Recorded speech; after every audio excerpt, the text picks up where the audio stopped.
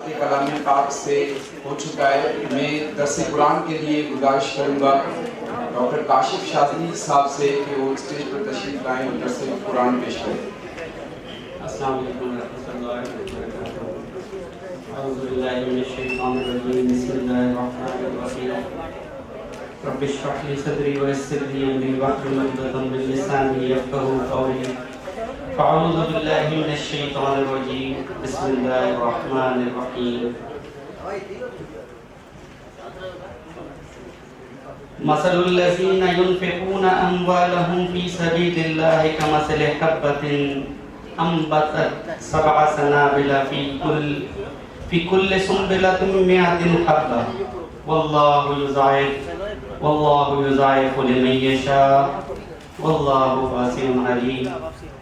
الذين ينفقون اموالهم في سبيل الله ثم لا يتبعون ما انفقوا منا ولا اذى لهم اجرهم عند ربهم ولا خوف عليهم ولا هم يحزنون. قول معروف ومغفرة خير من صدقة يتبعها أذى والله غني حليم. صدق اللہ العظیم. انتہائی قابل احترام پروفیشنل کولیگز، بہنوں اور بھائیوں اور جونیئر ساتھیوں، السلام علیکم دوبارہ سے. یہ ہمارا جو کنونشن ہے، اس کا جو تھیم ہے وَانفِقُوا فِي سَبِيلِ اللَّهِ، اللہ کی راہ میں خرچ کرو جو کچھ اللہ نے تمہیں دیا ہے. یہ ایک آیت نہیں ہے قرآن مجید میں، اس طرح کی کئی آیات ہیں جہاں پر جو کچھ انسان کو دیا گیا ہے اس کو خرچ کرنے کا حکم. یہ جو میں نے آپ کے سامنے آیات تلاوت کی ہیں، یہ سورہ بقرہ کی آیت نمبر 361، 362 اور 363، اور جس میں اللہ تعالیٰ فرماتے ہیں کہ ان لوگوں کی مثال جو اللہ کی راہ میں خرچ کرتے ہیں، اموالہم فی سبیل اللہ، جو کہ اپنا مال اللہ کی راہ میں خرچ کرتے ہیں، ان کی ایسی ہے کہ جیسے زمین میں کوئی دانہ بویا جائے اور اس دانے میں 7 بالیں، 7 شاخیں نکل آئیں، اور ہر شاخ میں مزید 100 دانے نکل آئیں، یعنی 700 گنا تقریباً. واللہ یضاعف لمن یشاء. اور یہیں تک بات نہیں رکے گی، بلکہ 700 گنا تو وہ مقرر حد ہے جو آپ کو بتائی جا رہی ہے، لیکن اللہ تعالیٰ جس کے لیے چاہیں اس کو بڑھا سکتے ہیں. واللہ واسع علیم. اللہ تعالیٰ سننے والے بھی ہیں اور اللہ تعالیٰ جاننے والے بھی ہیں. الذین ينفقون اموالهم فی سبیل اللہ. اور وہ لوگ جنہوں نے اپنے مال اللہ تعالیٰ کی راہ میں خرچ کرتے ہیں یا خرچ کیے، ثم لا یتبعون، اور انہوں نے پھر فالو نہیں کیا. ثم لا یتبعون، انہوں نے اس خرچ کرنے کو فالو نہیں کیا. ان لوگوں کے ساتھ، ان لوگوں کی طرح جو احسان جتاتے ہیں اور دوسروں پر خرچ کرنے کے بعد ان کو تکلیف اور اذیت دیتے ہیں. لہم اجرہم عند ربہم. سو ایسے خرچ کرنے والوں کا اجر اللہ تعالیٰ کے پاس محفوظ ہے. ولا خوف علیہم ولا هم يحزنون. اور ایسے لوگوں کو قیامت کے دن یا اپنے مستقبل میں نہ کوئی خوف ہوگا، نہ ہی وہ اپنے ماضی پر غمزدہ ہوں گے. قول معروف ومغفرۃ خیر. خوبصورت بات، معروف کلمہ، دل موہ لینے والی بات، ومغفرہ، اور کسی کو معاف کر دینا اس کی غلطی پر، خیر من صدقہ، اس صدقے سے کہیں بہتر ہے، یتبعھا اذی، جس کے پیچھے تکلیف، احسان جتانا، تکلیف اور دوسرے کو اذیت دینا. واللہ غنی حلیم. اور اللہ تعالیٰ تو بہت زیادہ غنی ہے اور ان کا حلم اس پوری کائنات میں سب سے زیادہ ہے. یہ وہ آیات ہیں اور اس سے ملتی جلتی سینکڑوں آیات قرآن مجید میں ہمارے سامنے آتی ہیں. اس میں جو سب سے پہلی بات سمجھنے کی ہے وہ یہ کہ دین اسلام وہ واحد نظام زندگی ہے جس نے مال کو باعزت قرار دیا. حلال کمائی کمانے والے کو القاسم حبیب اللہ قرار دیا کہ جو شخص حلال کماتا ہے وہ اللہ کا دوست ہے. مال کو فضل قرار دیا، جمعے کی نماز کے بعد پھیل جاؤ اور پھر زمین پر اللہ کا فضل تلاش کرو. اور خیر کہا اور اس کو اہمیت دی. اور بڑی ایک دلچسپ بات یہ ہے کہ عقائد کی آیات اگر قرآن مجید کی 6666 آیات میں سے نکال دی جائیں اور معاملات کی آیات سے نکال دی جائیں تو ان معاملات میں سب سے زیادہ جن باتوں کا ذکر ہے اور تعداد کے اعتبار سے سب سے زیادہ آیات جو آپ کو ملے گی وہ مال سے متعلق ہے۔ بچہ پیدا ہونے پہلے سب سے پہلے شادی کا مرحلہ ہمیں سب کو پتہ ہے، جو یہاں پہ شادی شدہ افراد ہیں، ہمارا ایک مستقل ایک مسلمانوں پہ فرض ہے جس کو کہہ لیں کہ بیوی کا مہر، پیسے کا مسئلہ اس کو خیر کہا، اس کی ادائیگی مرد پہ فرض رکھی، بچہ پیدا ہو گیا اس کا نام و نفقہ، بیوی کا نام و نفقہ، اور پھر کہا کہ سب سے افضل صدقہ کون سا ہے، سب سے زیادہ خوبصورت، سب سے زیادہ بھاری صدقہ کون سا ہے، جو انسان جو مسلمان اپنے گھر والوں پہ خرچ کرے یا اپنی بیوہ بہن پر یا متعلقہ بہن پر خرچ کرے، وہ سب سے افضل ہے۔ اس کے بعد پھر والدین کے بارے میں تو بات ہی ختم کر دی، وبالوالدین احسانا، ان کے ساتھ تو معاملہ ہی احسان کا کرنا ہے، گننے کی بات ہی نہیں ہے، ان پہ تو فرض ہی کرنا ہے۔ اور نبی مہربان صلی اللہ علیہ وسلم سے ایک صحابی جو نسبتاً جوان تھے، انہوں نے آ کے شکوہ کیا کہ میرا باپ مجھ سے مال طلب کرنے کے خواستگار رہتے ہیں، تو حضور صلی اللہ علیہ وسلم نے ان کی سرزنش فرمائی اور فرمایا تو اور تیرا مال دونوں تیرے باپ کے، لہذا والدین کے معاملے میں مال کو خرچ کرنے کا حکم۔ اس کے بعد پھر عزیز و خارج کے لیے، اور یہاں تک کہ فرما دیا لن تنالوا البر حتی مما تنفقون، تم نیکی کے کسی درجے کو پہنچ ہی نہیں سکتے جب تک کہ ان چیزوں میں سے جو تمہیں محبوب ہیں، اور مال سب سے زیادہ عام طور پہ محبوب ہوتا ہے، اللہ کی راہ میں خرچ نہ کر دو۔ اور اس کے بعد پھر جنگ و جدل کے معاملات میں پھر جب مال غنیمت آتا ہے اور فوج لڑتی ہے، اور اس کے بعد قرض کے معاملات ہیں، دیت کے معاملات ہیں، خون بہا ہے، اور آپ پڑھتے چلے جائیں، اور پھر کہیں پہ کسی مسافر کو پرابلم، اور پھر دیکھیں کہ زکوٰۃ مسلمانوں پہ فرض ہے، یعنی یہ وہ ٹیکس ہے جو اللہ تعالیٰ نے 2.5% تو فرض ہی کر دیا مسلمانوں پہ۔ تو مال کی حیثیت کا تعین دنیا کے تمام مذاہب میں جس تفصیل کے ساتھ اسلام نے کر دیا ہے، اور پھر وراثت کی تقسیم، یعنی اگر کوئی قانون پورا 100% قرآن میں لکھا ہوا ہے کہ جو قرآن آپ اٹھائیں اور اس کے اندر الف سے یہ تک جس کی ڈیٹیل ہے وہ وراثت کا قانون ہے، باقی سب میں کچھ نہ کچھ ایکسپلینیشن آپ کو، یعنی زکوٰۃ کا جو معاملہ ہے اس میں 2.5% زکوٰۃ فرض ہے یا عشر، زکوٰۃ کے اندر 2.5% یہ قرآن میں نہیں لکھا ہوا، یہ حدیث سے ہمیں پتہ چلتا ہے۔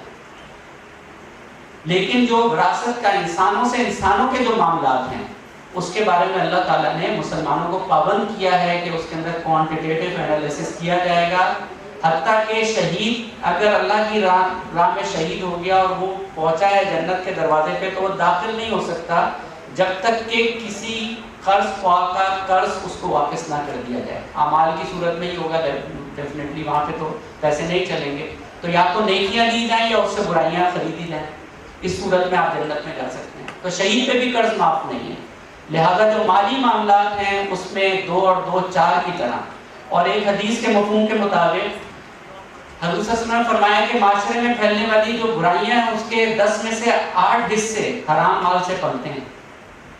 اور اگر ہم اپنی پریکٹس کا پریکٹیکل آ جائیں ذرا سا، کہ یہ جو آیات میں نے آپ کے سامنے تلاوت کی ہیں اس کے اندر ہمارے لیے کیا سبق ہے؟ ایک تو عمومی سبق ہر مسلمان کے لیے ہے کہ خرچ کرو، اور خرچ اچھے طریقے سے کرو، احسان نہ جتاؤ، اور جس کے ساتھ احسان کا معاملہ کرو اس کو کوئی تکلیف نہ دو، کیونکہ تم نے اس کو ہیلپ آؤٹ کیا تھا تو اب تکلیف دینا ضروری ہے، تانا زنی کرنا ضروری ہے، اس کو ذلیل کرنا ضروری ہے؟ بالکل نہیں۔ اور اگر تم یہی تانا زنی اور احسان کرنا چاہتے ہو تو خرچ نہ کرو، بلکہ اس سے بہتر ہے قول معروف، تم بہترین بات کہہ کے اس کو رخصت کر دو، ایک میٹھا قول کہہ کے اس کو رخصت کر دو، زیادہ بہتر ہے۔ ہم ایز اے میڈیکل پروفیشنل قرآن مجید ہمارے لیے مسئلہ راہ ہے، اور ہر انسان ہر پروفیشن کے لیے اس میں تعلیمات موجود ہیں، اور ہر آیت عمومی بھی ہوتی ہے اور خصوصی بھی ہوتی ہے تقریباً قرآن مجید میں۔ تو ان آیات میں ہمارے لیے ایز اے میڈیکل پریکٹیشنر کیا سبق موجود ہے، اور اس سبق کو ہی میں سمجھا کے اور اپنی بات ختم کروں گا۔ اور وہ سبق یہ ہے کہ جب مریض آئے تو یہ مریض اللہ کا بندہ ہے، اس پہ ہم کیا خرچ کریں گے؟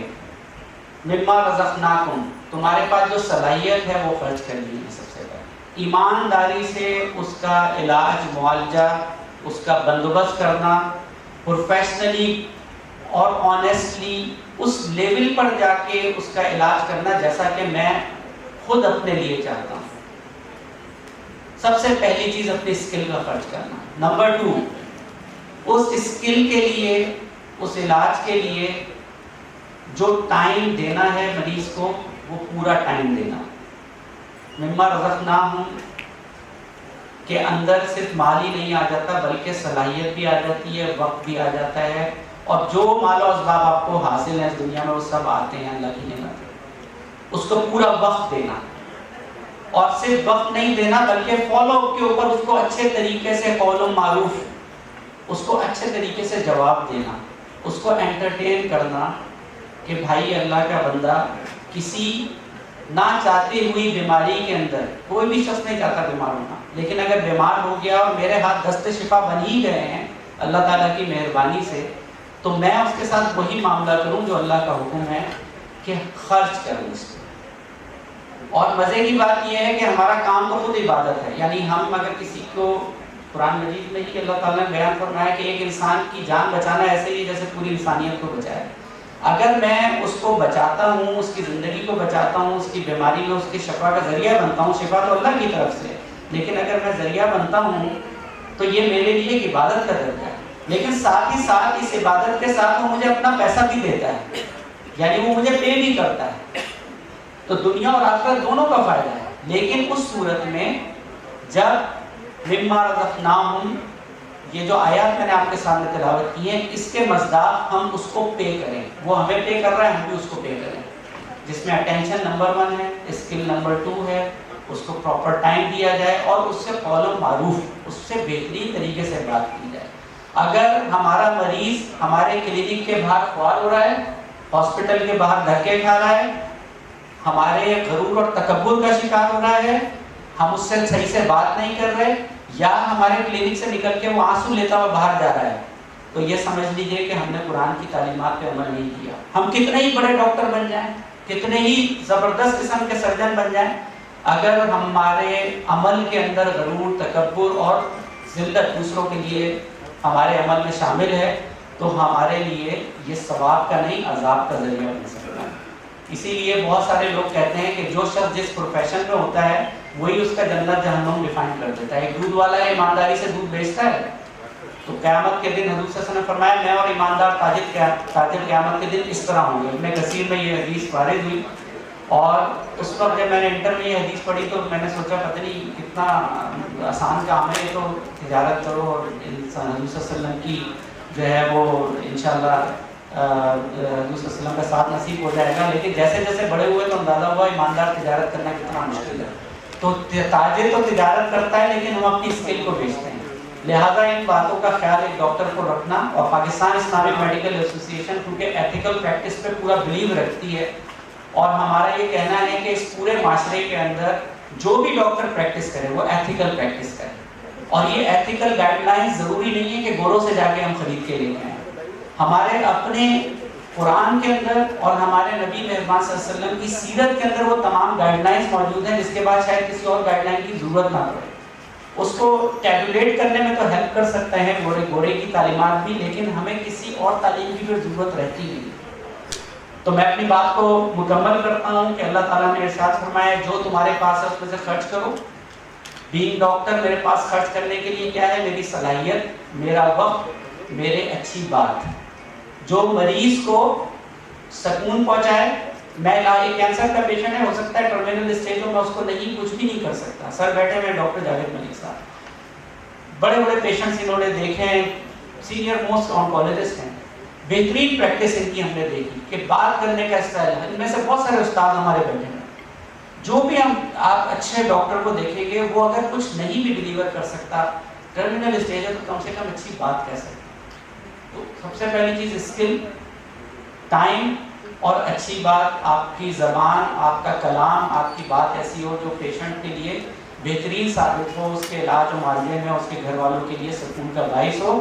ادروائز یہی پیشنٹ ہمارے لیے قیامت کے دن اللہ کے ہاں گواہی دے گا کہ اس شخص نے جس کے پاس آپ نے مجھے بھیجا تھا مجبوری میں میرے ساتھ زیادتی کی، اور وہاں پہ ہمارے پاس کچھ دینے کو نہیں ہوگا سوائے اعمال کے۔